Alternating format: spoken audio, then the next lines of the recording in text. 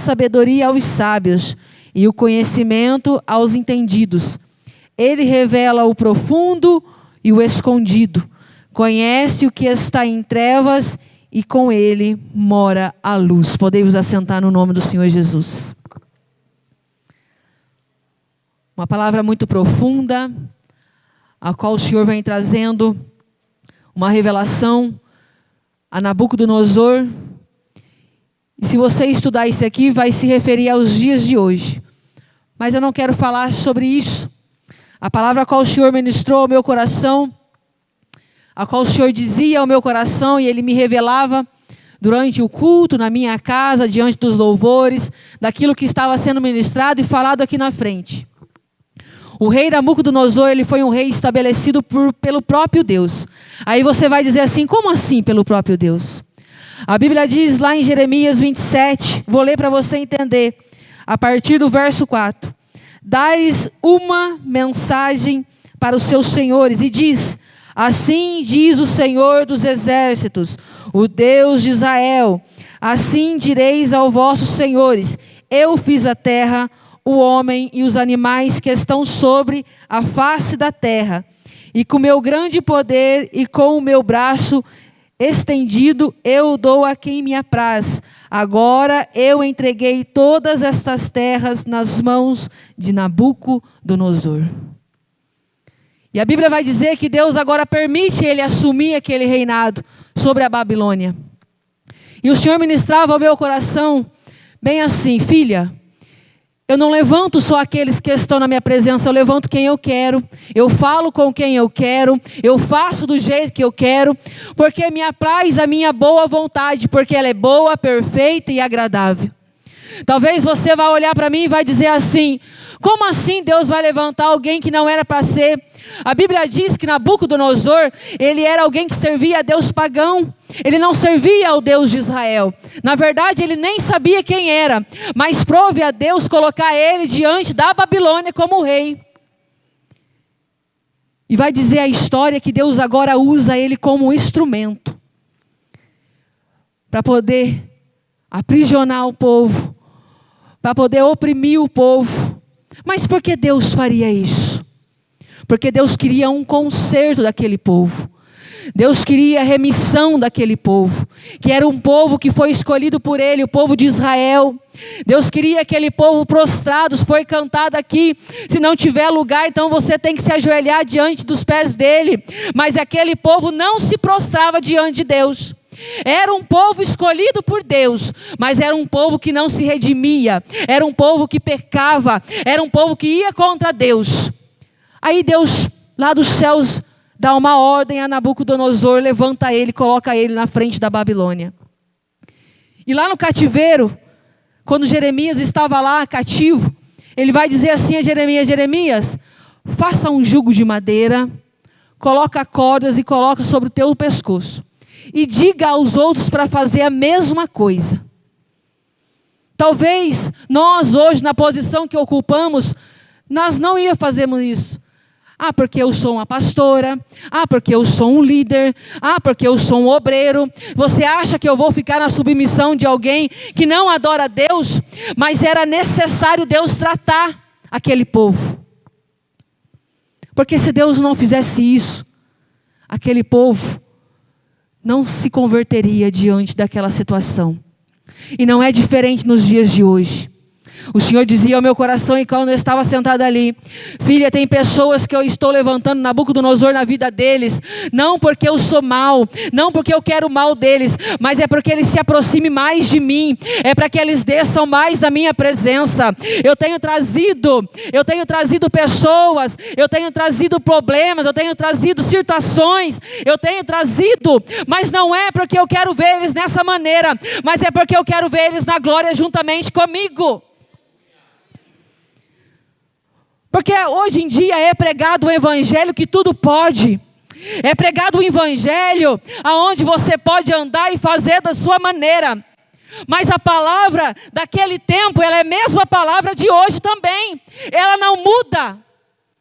E ela vai se cumprir. Deus tem levantado pessoas, talvez que tenha te afrontado. Talvez você vá olhar para a direita, para a esquerda e vai falar: Deus levantou um Nabucodonosor na minha vida, que me aprisiona, que me oprime. Mas você tem se olhado no espelho e visto a situação a qual você tem servido a Ele? Você tem se olhado no espelho e dito: Senhor, como eu estou diante da Tua presença? Porque nós não vamos entrar nas bodas do Cordeiro de qualquer maneira. A trombeta vai soar. E muitos que dizem: Senhor, Senhor, vai ficar aqui. Porque quando começa a prova eu vou fugir. Quando começa a opressão eu vou sair. O Senhor está dizendo: permaneça na posição a qual eu te coloquei. E suporta. Porque nós pagamos um preço, nós oramos. Enquanto Deus dá, nós não queremos. Nós achamos que não vale a pena. O Senhor estava usando aquela situação agora para mostrar quem era quem naquele reinado. Talvez Deus está usando a situação sobre a tua vida para mostrar para você mesmo quem é você diante da presença dEle. Talvez Deus está usando essa situação para forjar o teu caráter como cristão. Talvez Deus está usando essa situação para te preparar para algo maior. Talvez Deus está usando essa situação para te levantar mais. Aquele povo agora se apavora, porque Nabucodonosor ele tem esse sonho. Aí você imagina e vai dizer assim: por que Deus mostraria algo a alguém que não era servo dele na nossa visão? Mas a Bíblia diz, e ele chama Nabucodonosor de servo. Jesus ele vai dizer: hoje eu não vos chamo mais de servo, mas eu vos chamo de amigo.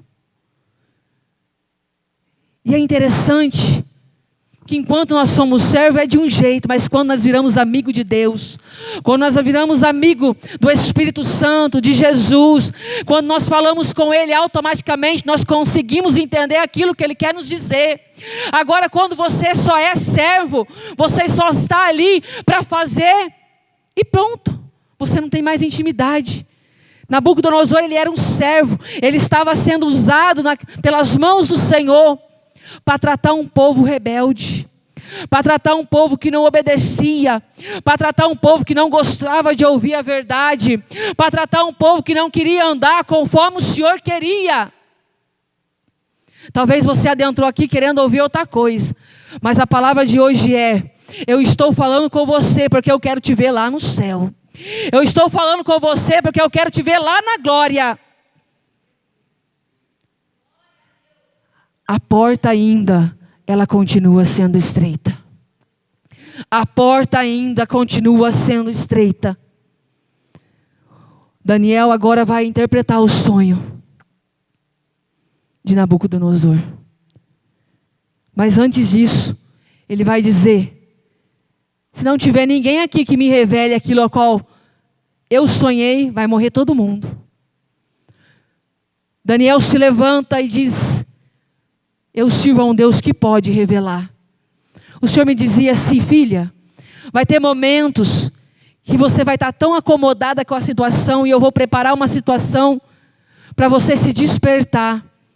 Nós não sabemos como estava ali aquele povo naquele momento disso, mas Deus usou a situação do sonho de Nabucodonosor para despertar um homem de Deus, uma mulher de Deus talvez, para poder entender que a oração ela é a chave.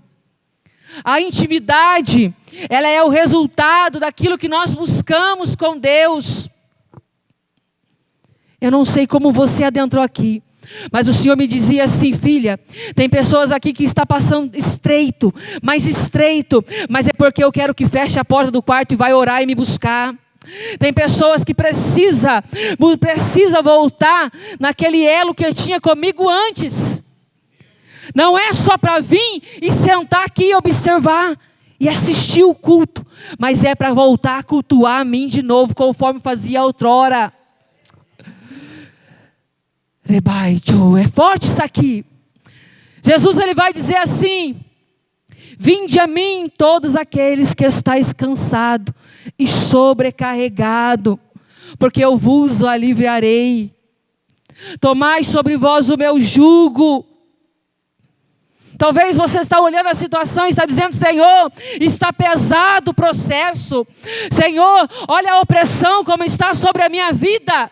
Meu Deus, parece que eu ando, parece que eu caminho, mas parece que eu não vejo mais resultado. E o Senhor está dizendo: mas você já parou e pensou como você está? Você já parou e pensou se você está orando como orava antes? Se você está jejuando como jejuava antes? Eu vivi isso por esse final de semana. Eu sou uma pessoa que eu gosto de oração, eu gosto da palavra. Eu não sou santa, nós estamos aqui para nós santificarmos, para ir para o céu. Mas o Senhor tem hora que Ele prepara a situação para puxar a sua orelha, para ver se você se desperta. Mas para nós está tudo bem. Eu estou sentindo a presença, então está tudo certo. Eu estou falando em mistério, mas está tudo certo. Aí o Senhor olha lá do céu: não está certo não, tem alguma coisa que está faltando aí no vaso. Não está certo não, porque você já não está orando como você orava. Não está certo não, porque você já não está tirando momentos dentro do teu quarto para falar comigo. Não está certo não, porque eu já não estou sendo mais tua prioridade. Eu vivi isso por esses dias. Mas o Senhor prouve a Ele colocar a minha neta dentro de uma UTI. E não tirou ainda. E no domingo eu estava orando e eu falei: Senhor, o que eu estou fazendo que não está te agradando? O Senhor me disse assim: filha, faz quantos dias que você não para mais para falar do jeito que você falava? Porque o meu dia era 24 horas falando com Deus: Senhor, vamos sentar aqui, vamos conversar. Jesus, o negócio está assim, o negócio está estreito.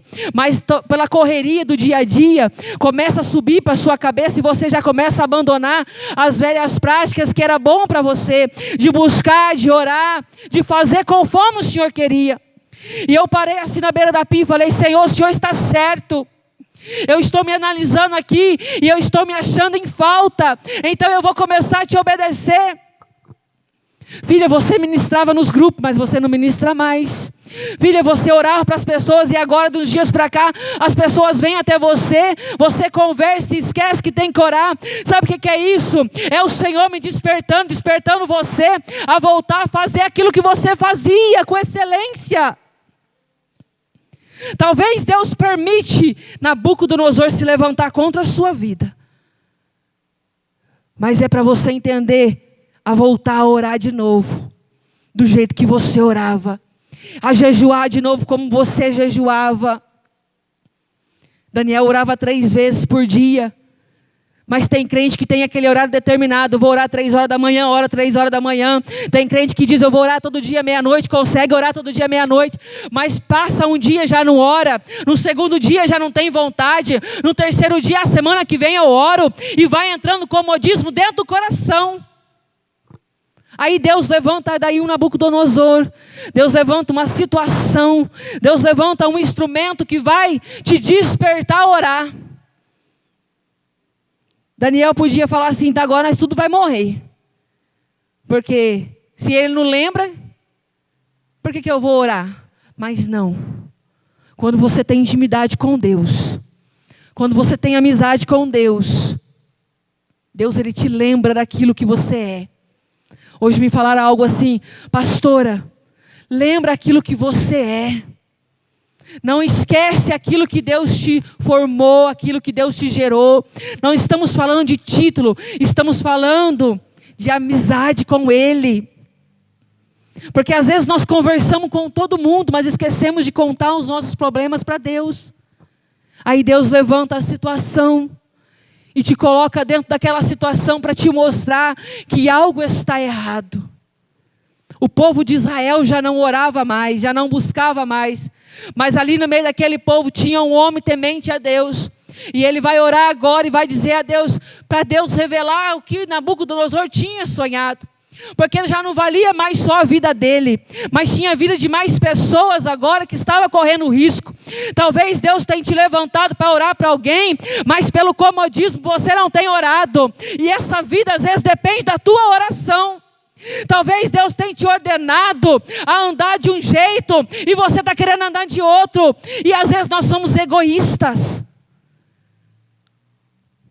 Um servo de Deus, um amigo de Deus, ele tem que estar disponível, não só pelas suas vontades, mas para atender a vontade do próximo, porque ele é um servo. E a Bíblia não vai dizer isso, diz. Jesus, ele podia chegar e falar assim, lava meu pé, você é o discípulo. Não, eu vou lavar o pé de todos, porque eu estou aqui para servir. Da mesma maneira que ele formou a mim e a você para servir o próximo. Mas às vezes pelas nossas faltas de tempo, pelo nosso egoísmo, pelo nosso comodismo, nós deixamos de qualquer maneira, não buscamos. Daniel podia dizer assim, vai todo mundo morrer. Mas a vida de outros também dependia daquilo que Deus falara com ele. E quando ele diz assim, olha, espera um pouco. Ele tinha convicção do Deus que ele servia. Ele tinha convicção que o Deus que ele falava era amigo dele e ia revelar. Ele tinha convicção. O Senhor está dizendo nessa noite, tenha convicção daquilo que eu tenho sobre a tua vida. Para de cochear em dois pensamentos, pensar se vai para a direita ou para a esquerda. Olha para o alvo que é o Senhor Jesus Cristo. Agora ele vai orar. Porque Daniel estava pensando. Eu falando, a Bíblia não diz. Não depende só a minha vida, mas tem mais vidas que dependem de mim. Não depende só eu estar vivo, mas tem pessoas aqui que ainda precisam ser salvo. Tem pessoas aqui que ainda precisam ser liberto. Tem pessoas aqui que ainda precisam transformar do Senhor. Deus dos céus me revela. Olha a responsabilidade que o Senhor colocou sobre a vida de Daniel. E também colocou sobre a minha vida e a tua vida. Porque muitas das vezes nós estamos olhando para Nabucodonosor, nós estamos olhando para o instrumento que está nos aprisionando, nós estamos olhando para o instrumento que está nos oprimindo e esquecendo da boa vontade de Deus, que é boa, perfeita e agradável. De manhã, ela sabe porque ela está no grupo, o Senhor me disse assim, ministra lá no grupo. E eu ministrei uma palavra sobre ordenança de Deus e a vontade permissiva dele. Eu acabei de ministrar, o meu telefone toca, a sua neta, a minha filha, me ligou e falou assim, mãe, a Raquel teve convulsão emocional, vamos levar ela para fazer exame. E eu, Senhor, eu vou pregar à noite. Me deu um apavoro dentro do meu coração, porque nós somos seres humanos. O Senhor falou assim, você vai ministrar o que mesmo? Sobre revelações, sobre Daniel. Isso. O Senhor disse assim, pega a situação e vai orar para quem está precisando orar. Eu dobrei o meu joelho em lágrimas porque me deu um desespero, porque é algo muito sério. E eu falei, Senhor, ela é presente, mas a sua vontade é boa, perfeita e agradável. O que o Senhor quer que eu faça? Eu tinha acabado de ministrar, eu podia ligar para o apóstolo e dizer assim, ó apóstolo, eu não vou ministrar aí não, eu vou deixar para outro. Porque agora eu estou com um problema. Daniel também podia fazer isso. Eu não vou orar para ninguém, eu vou dar um jeito de fugir da situação. Mas não, Daniel se coloca diante da presença de Deus, ora a Deus e Deus revela. Eu orei a Deus, me coloquei na posição.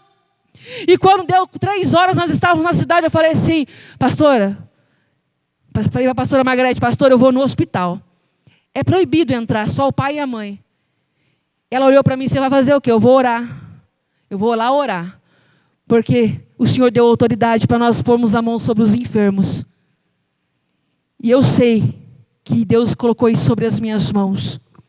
E eu disse a Ele de manhã, que tudo aquilo que Ele me ordenasse eu vou continuar fazendo, porque a vontade dEle é boa, perfeita e agradável. Porque tem vezes que nós olhamos para a opressão, nós olhamos para a dificuldade, nós olhamos ao nosso redor e achamos assim, aqui acabou o meu ministério, aqui nada mais vai acontecer, até aqui me ajudou o Senhor e agora já estou cansado, Ele pode fazer o que Ele quiser. Mas aí o Senhor vai dizer assim, ei, não é tempo de encerrar a carreira e nem guardar a fé, continua lutando mais um pouquinho porque tem vitória chegando. Continua na posição a qual eu tenho te ordenado, porque tem mistérios, tem milagres chegando para a tua vida. E passou-se 1000 coisas sobre a minha cabeça. E eu disse assim: Senhor, eu vou subir lá. O que vai acontecer eu não sei, mas eu vou. E quem já foi em UTI sabe que é uma burocracia para entrar lá dentro. Tem que fazer isso, tem que fazer aquilo. Eu subi, fiz a ficha, subi, eles me liberaram para subir 10 minutos lá em cima. E mesmo que você tiver carteira pastoral, você não sobe, porque é uma UTI. Eu subi lá em cima e disse assim, o médico falou assim para mim, assim, o rapaz, não, já pode entrar direto. Eu falei, se o senhor já está no controle. A pastora Marga falou assim, leva o óleo. Catei o óleo rapidamente, não passei por nem nada daquilo que precisava ser passado, que eles fazem passar, pôr a roupa, nada. A moça já me levou direto, não poderia entrar porque estava tendo procedimento, mas Deus estava no controle da situação. E eu fiz como Daniel fez. Eu não sei o que o Senhor revelou a Nabucodonosor, mas eu vou orar e para mim o Senhor vai ter que falar. E eu sabia que Deus não tinha mostrado para os médicos, e nem os médicos sabem o que ela tem ainda, mas eu sabia que eu tinha que entrar lá dentro e orar por ela, porque o milagre está nas mãos dele. E eu entro lá dentro agora e vou ungir ela. E ela tinha acabado de ter mais uma convulsão. A minha filha desce e diz assim, mãe, os médicos não sabem o que ela tem.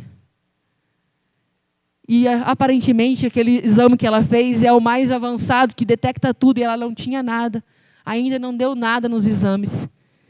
Quando eu ungi ela, eu disse assim, Senhor, eu não sei o que o Senhor tem para essa criança, mas eu sei que ela é uma promessa. Eu sei que ela é um presente do Senhor. E eu vou impor as minhas mãos sobre ela, eu vou ungir ela e vou orar. Mesmo não podendo tocar, eu vou tocar e vou fazer conforme o Senhor tem me ordenado, porque até aqui o Senhor me permitiu. Mas eu podia ser covarde como Jonas, abandonar lá, não vim aqui e estava tudo certo. Me vitimizar, começar a chorar, tadinha de mim. Não, o Senhor não tem culpado por inocente. O Senhor quer posição, o Senhor quer oração, o Senhor quer que nós ficamos na maneira que Ele nos chamou. Mas tem hora que Ele permite a opressão, tem hora que Ele permite a guerra, tem hora que Ele permite nós passarmos pelo processo, para podermos obedecer à voz dEle. Porque se é um adulto, passa. Mas quando você olha uma criança de 1 ano e 6 meses, na situação que ela está dentro daquela UTI, aí você entende que a obra que o Senhor tem, ela não pode ser parada por ninguém. Aí você entende que o ministério que o Senhor tem, não pode ser parado por ninguém. Aí você entende que a sua vontade, ela não pode parar a obra que o Senhor tem. Aí você entende que você não vive mais você, mas você vive Cristo. O Senhor ministrou muito isso ao meu coração, filha. Continua. Porque é muito fácil quando nós estendemos a nossa mão. Dizemos assim, Senhor, aonde o Senhor me mandar eu irei. E aquilo que o Senhor me mandar falar eu falarei. Aí quando o Senhor manda, não Jesus, tem outro para usar. Daí o Senhor vai dizer assim, mas você não levantou a tua mão? Você não disse que era para mim te usar conforme eu queria? Você não disse que você não vive mais você, mas eu vivo em você agora? Então obedeça. Mas está doendo. Até mandei para a diaconisa. Vou chorando e gemendo, mas vou levar a boa semente. Porque eu sei que eu vou colher ela sorrindo. E a vitória, ela é certa no nome de Jesus Cristo. Que você nessa noite venha entender o propósito a qual você tem passado. Que você venha entender o processo, o propósito de Deus sobre a tua vida. Que você venha olhar para a situação e se analisar diante do espelho. Senhor, por que eu estou nessa situação? Qual é o propósito do Senhor? O que eu estou em falta com o Senhor? O que eu estou devendo ao Senhor? Como eu estou fazendo? Será que eu não estou fazendo certo? Porque é muito fácil nós colocarmos a culpa em Satanás, mas não assumimos as nossas responsabilidades sobre aquilo que nós não fazemos. Eu não fiz porque Satanás se levantou. Ei, peraí. Você não fez porque primeiramente você não quis. Você não se colocou porque primeiramente você não quis. A culpa não é dele.